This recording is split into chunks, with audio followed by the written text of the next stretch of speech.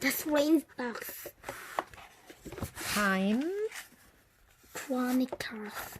Introduction. A long time has passed since the children have been on magic key adventures. In fact, they almost forgotten the last time the key grows.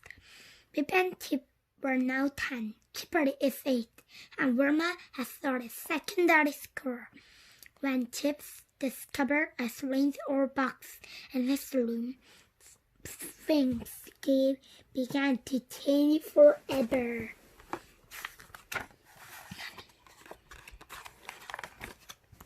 The part of the Time Web.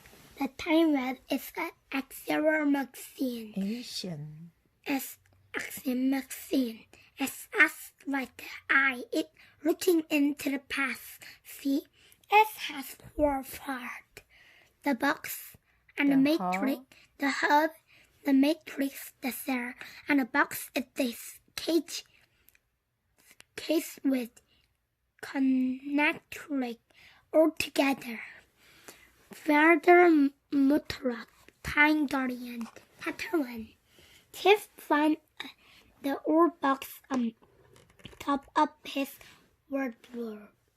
It had been there for years. He just forgotten about it. He took the box down, blew the dust up, and looked at it curiously. Come and see this, Pip called. The box was very heavy, made of heavy metal, and had strange marking on it. We found the magic key inside it, said Chip. Do you remember? He scratched the box with his fingernails. It's rusty, Bip said. But the rust is a old green color. They looked the box downstairs and Bip rubbed it with a scouring pad. Under the green rust, the metal shone with different colors. It looked like oil when it's spread on water, said Bip. Keeper came into the kitchen. He plugged his purple kit on the floor, went to the fridge, and poured himself a glass of orange juice. Hey, what a weird-looking box, he said. It had the magic key in it, replied Chip. But it had no materials. The inside is all curious. Look, the box was empty, but inside the metal was green and sweat. It looked like it had composite once fit exactly into it. We have no idea what it is or what it is for use for septic. They left the box on the worktop and they all went upstairs. What they didn't see was the pink roll that spit out through the half-sealed lid of the box. Chapter 2. The big event of the weekend was the school fair. The money raised at the fair was going to buy antique equipment. Mom had busy making cake to sell. Bip, Chip, and Keeper filled the bag with old toys and games for toy stores.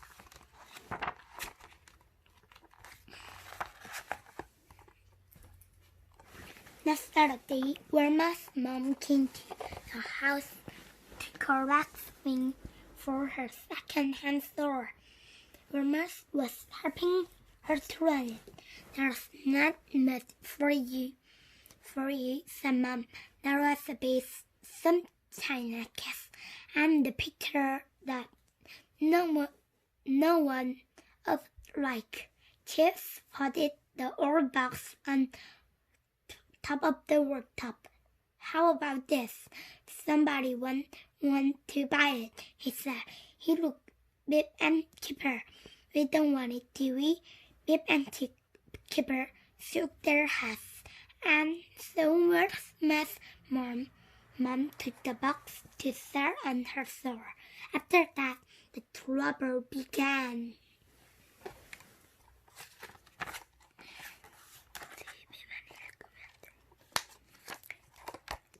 Chapter 3.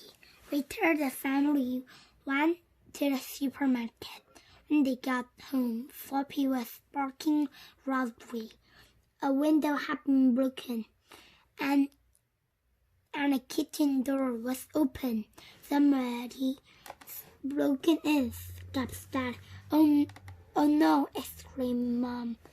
Mom, what have they taken? They looked around to see what had been stolen, but nothing was missing. The only strange thing was that the house felt very cold, and the great was from a broken wrapper lay on the floor. Maybe Floppy saw them off, said Pip. It's very odd. What, Chip? I wonder what they were after. Uh-oh. Later, Pip called Chip to her room. I know this sounds silly, she began. But do you think it was a good idea to give the old box away? We did find a key in it. Why not? The key's still safe, isn't it? Pip opened a drawer where the key's hidden in her pair of old socks. Of course there is, she said. Chapter 4. Verma has found the strange TV back in her old school. Last year she moved up to the secondary school. Now she was helping back to her mom to run a store at the school fair. She enjoying setting up the store. She put large old sack at the back and smaller ones at the front.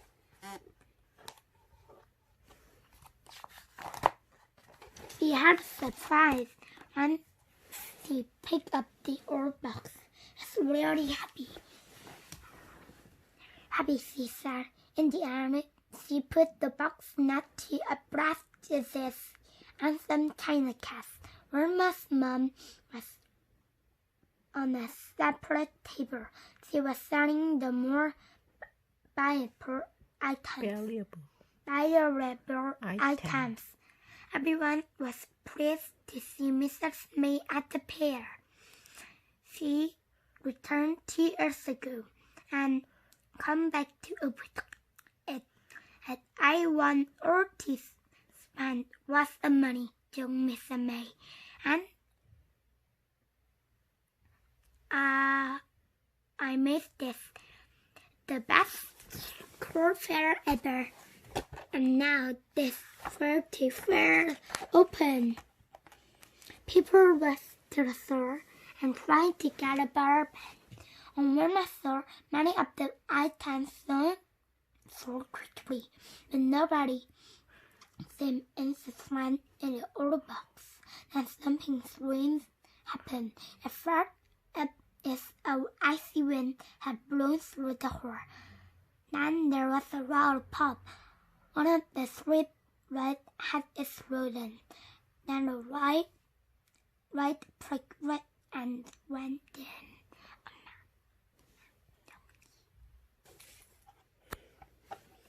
A parakeet, someone groaned. Mr. Motorrock, the caretaker, re-entered the hall. Then the light came back again. How old, said Verma's mom.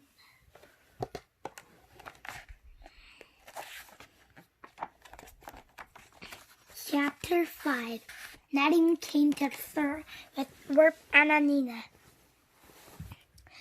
He picked up the old box and opened it. I like this, Verma. How much? He asked. £5, replied Verma hopefully. Fine, said Nadim, handing Verma the money. But I'd like to buy the box too, said the voice behind them. Nadim spun around. The voice was icy and sinister. It belonged to a store man and one coat. He had pale waxy skin, bright green eyes, and very black hair. The man's eyes were so cold and piercing. They were muscular. "I'm sorry, the box is yours," he said. Even through the man scared her.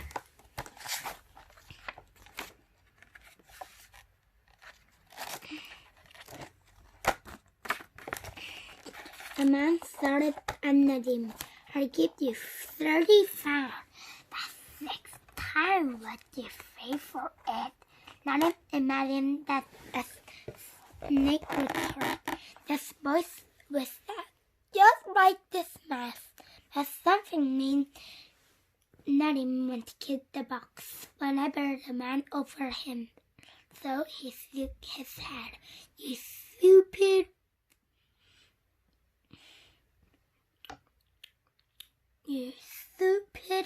boy." The man hissed, "You have no use for the box, but I have.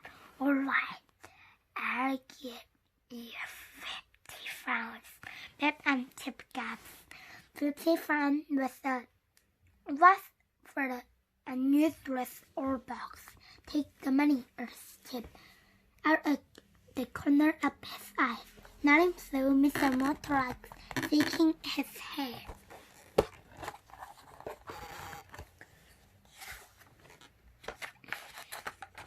Nadim heard it pass.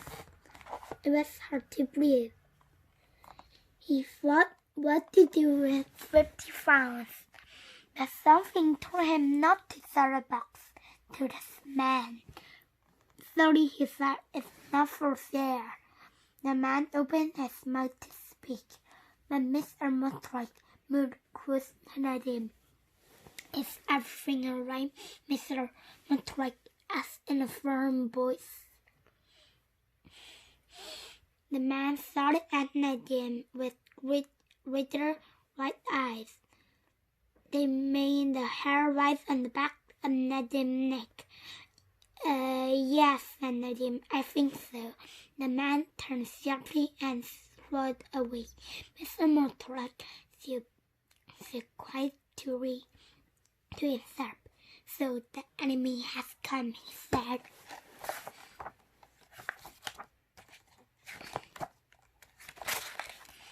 Chapter 6. Every Saturday afternoon, Bip, Tip, and Kipper took Floppy for a walk. They ran home quickly and put Floppy on the Then they were back to school to meet their friends. They wanted to talk about the scary man. Who was he? Why did one the box so badly? And what did Mr. Motorax have to do with it? They met up with Nadim and Anina outside the school. As they worked home together, Jim noticed that Nadim was holding the old box tightly under his arm. They told about the scary man, sinister man who has come to the store. The thought of the man made them shudder.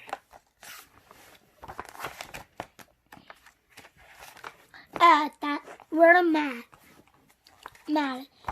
Who want to buy the box? Irma began, and Chip cut in. "But you turned down 50 pounds, Nadim." "Nadim," he said, "I will take the money just to get rid of him. There was something about him. I couldn't let him have it." Suddenly, Floppy sobbed and growled. Harris turned Cherry as Skipper. Then they walked into the park. There he was, the strange man. He was standing in front of them, blocking their way. "I want that box," he hissed. "It's not yours, it's mine. Give it to me." His heart gave a rip. It was you broke into our house," he said. "You were looking for a box." But the man just stared at Nadim.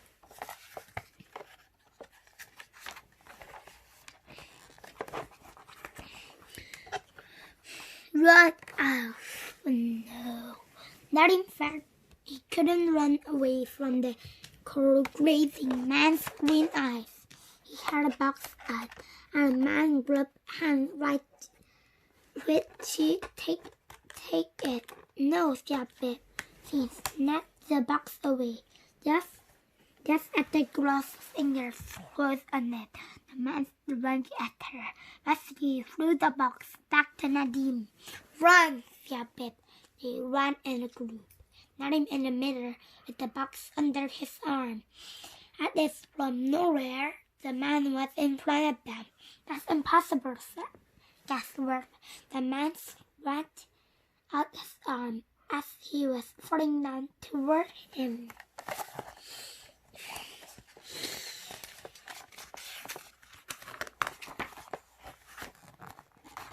Behind them, the sound of running footsteps.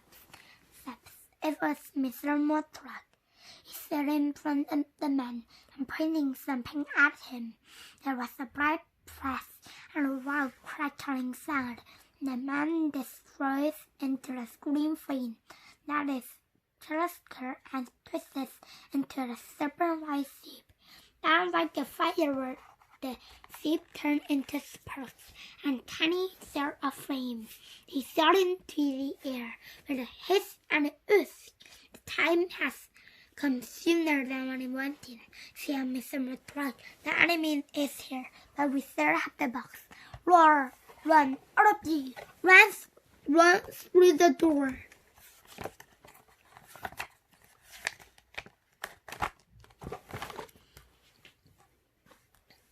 Behind them, it was the simmering haze had risen in front of the trees, and the kind of red was a blue door. It's the door in the landscape, gasped and like the one in the Magic Adventures. The door swung open. There was only one thing to do. They ran through it. Now what? What did the children find on the other side of the door? Are they in danger? He was the strange man. And why does he want the box so badly? How could a man swimming disappear in a shower of sparks? Was he a human? And who is Mr. Mothra? What did it say? So the enemy has come. What did it mean? Run out in the next book, beyond the door. There isn't a moment to lose. Let's read the behind the door. Strange Box. The end. The end.